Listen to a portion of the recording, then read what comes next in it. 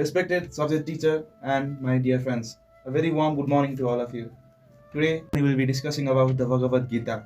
So before talking about Gita, because Gita is a Hindu scripture, we'll discuss about the different type of Hindu scriptures first.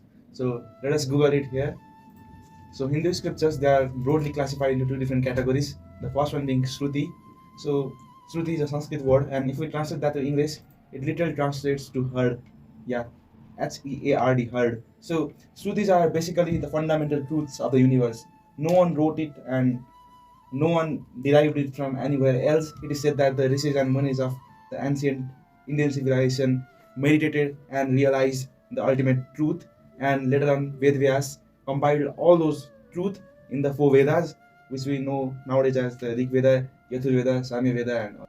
The another category of Hindu scriptures is Smriti, and now Smriti is what we are pretty familiar with.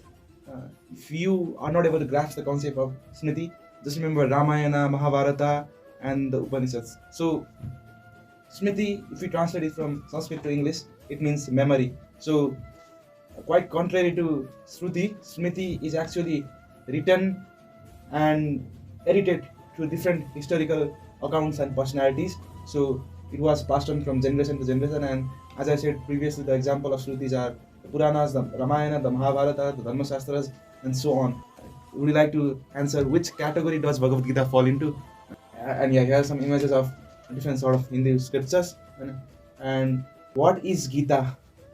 So many of us might think that Gita is some sort of religious gospel in Hinduism, but I'll clarify your confusion right now. So, on the brink of the war of Kurukshetra, the great Mahabharata war, Arjun, the Pandava brother, the greatest archer in all of Bharatvarsha, he was pretty overwhelmed with the idea of fighting and killing his own kinsmen, his own brothers, his own teachers, and family members.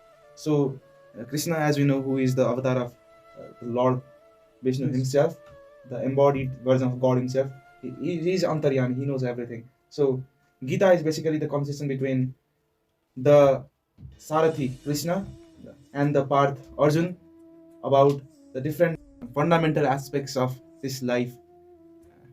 Gita dives into the spiritual realm rather than the religious realm, and yeah, it is basically a dialogue between Krishna and Arjuna. The Gita was spoken; it was not written, and the Mahabharata war occurred at around 1337 BCE. So that is 3,000 years before Christ was born and 5,000 years ago.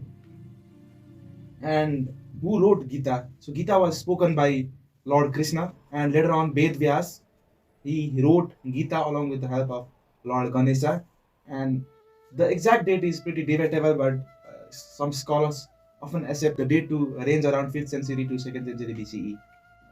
It is a Sanskrit word as well. So if we translate Gita to English, it translates to song. And when we translate Bhagavad Gita completely to English, it translates to the song of God. So yes, Gita is basically a melodious song of the God. What is the purpose of Gita? So during the war of Mahabharata, all the warriors were pretty accomplished. They had perfect control over their mind and body. They were in samadhi.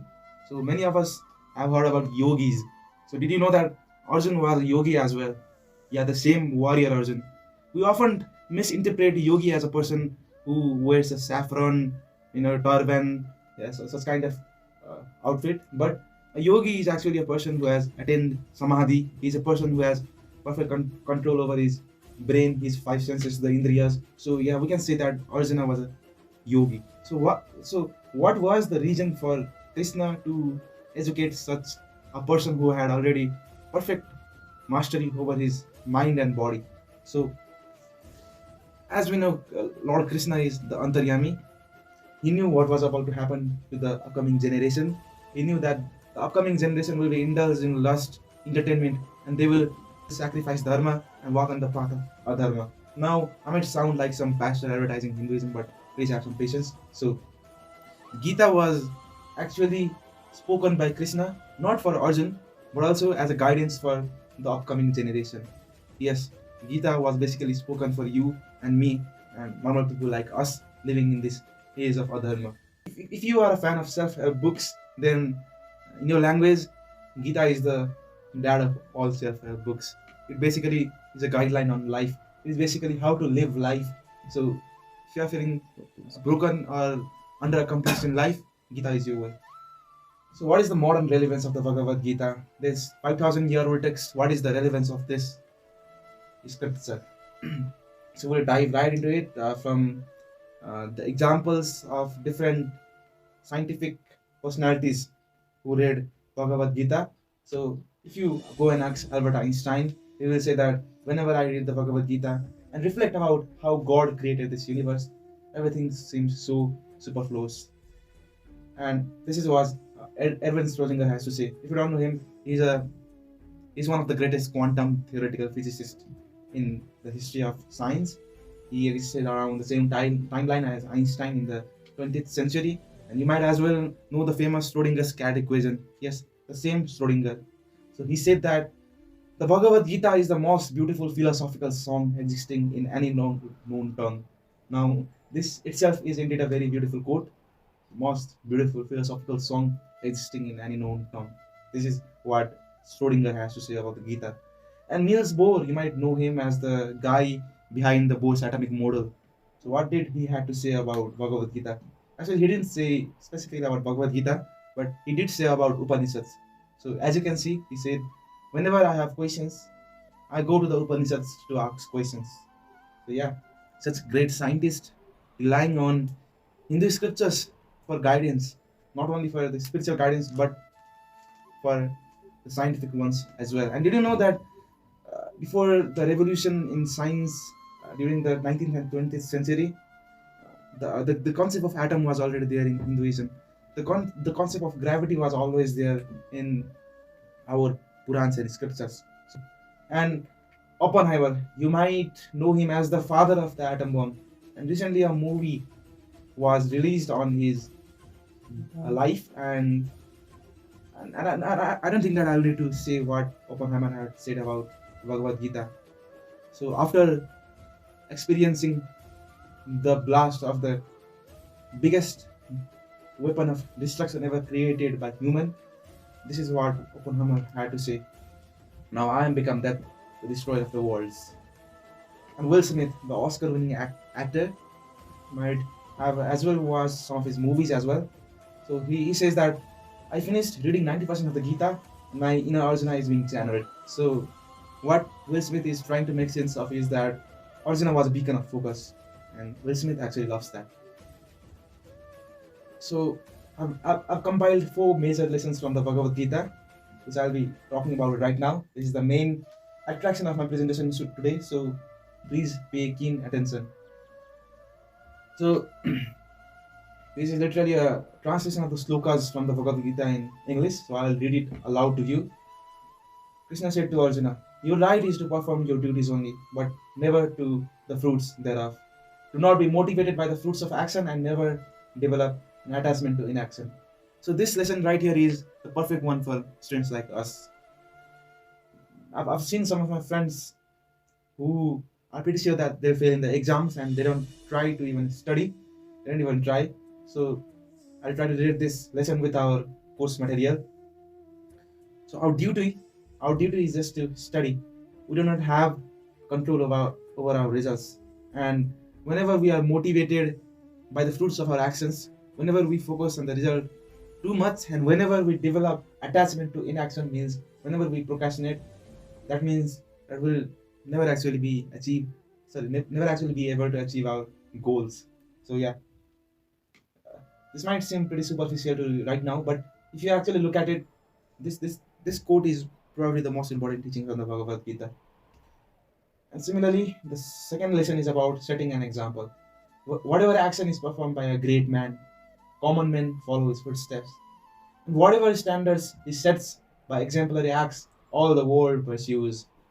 Now, I don't really need to give example for this. We have the embodiment of this verse in our world right now. Actually, there are many such examples. Let me take the example of Gautama Buddha.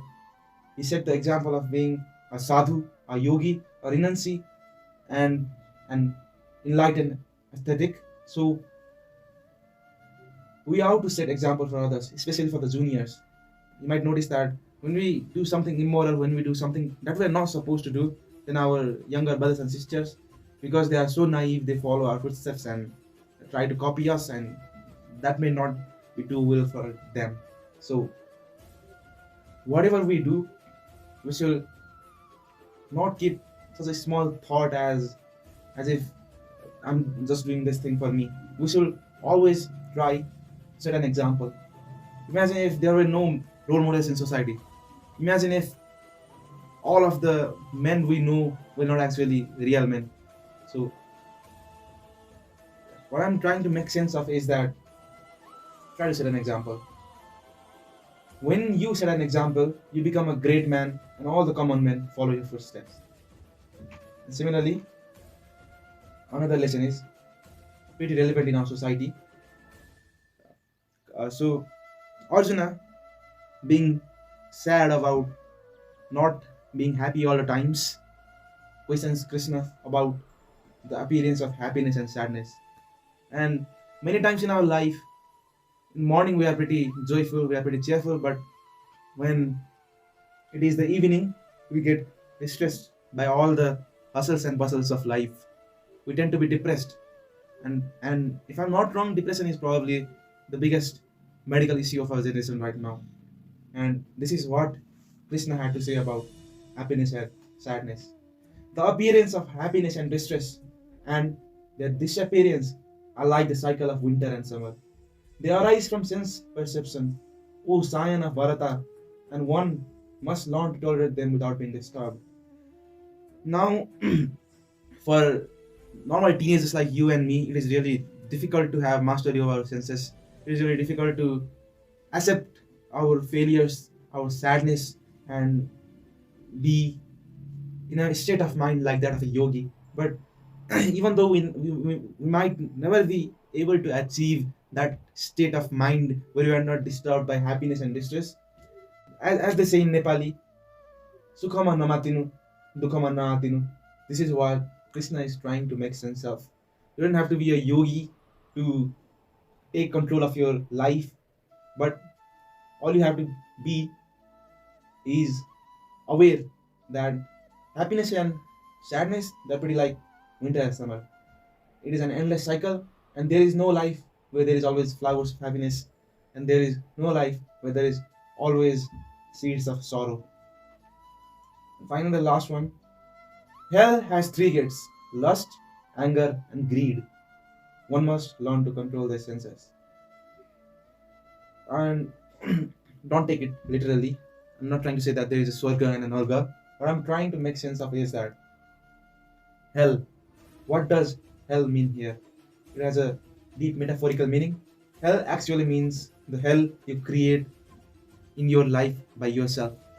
As they say, there's a very popular quote: man himself creates heaven in his mind, and man himself creates hell in his mind. So, hell actually means sitting in your bed all the day, not doing anything, turning your life into a hell. So, that kind of hell has three gates. Lust, that means the desire for pleasure. Desire for pleasure not doesn't only mean that kind of pleasure, but it actually means pleasure for food, the pleasure for entertainment, the pleasure for different kind of worldly things. When we dive too much into pleasure, we do not actually achieve our goals. And anger, they say डर इंसान को काबू में रखता है. It's a very popular quote, and I don't think I need to explain about anger and greed as well. So yeah, learn to control your senses. You may not be a yogi, but you will at least be an aware man. Learn to take control of your life. So yes, these were the lessons from Bhagavad Gita. That is all I have to say. If there's any sort of questions, please do not feel embarrassed or hesitant to put them forward. I'd be really happy to answer them to you. And one key takeaway from today's presentation was that Gita is a must read. It is not a religious book, it is a guidance. It is a way you're supposed to live your life. So, yes, thank you, ladies and gentlemen, for listening patiently. Have a great day.